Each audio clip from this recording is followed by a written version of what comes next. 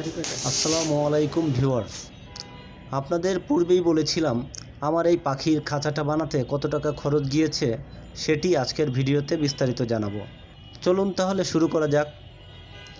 সর্বপ্রথম আমি জিআই তারের এই নেটগুলো অর্ডার করে বানাতে দেই। মাত্র 5 দিন পরে নিয়ে আসি খাঁচাটি। আর খাঁচাটির লম্বা হচ্ছে 100 ইঞ্চি এবং চওড়া 22 ইঞ্চি ও উচ্চতা 18 ইঞ্চি। এই নেটগুলো ওজন হিসেবে 82 কেজি 800 গ্রাম হয়।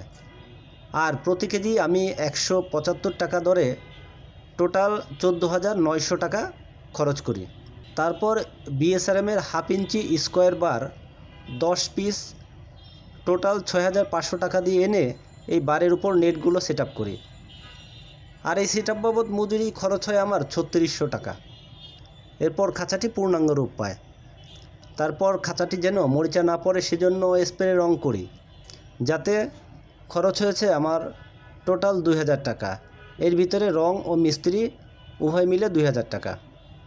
খাঁচার জন্য সর্বমোট খরচ হলো জিআই নেট 14,900 টাকা, লোহার স্কোয়ার বার 6,500 টাকা, ওয়েল্ডিং মিস্ত্রি যে খাঁচা আমার স্কোয়ার বারের সঙ্গে নেটগুলো স্থাপন করেছি সেই বাবদ ওয়েল্ডিং মিস্ত্রিকে দেওয়া হয়েছে 3600 টাকা।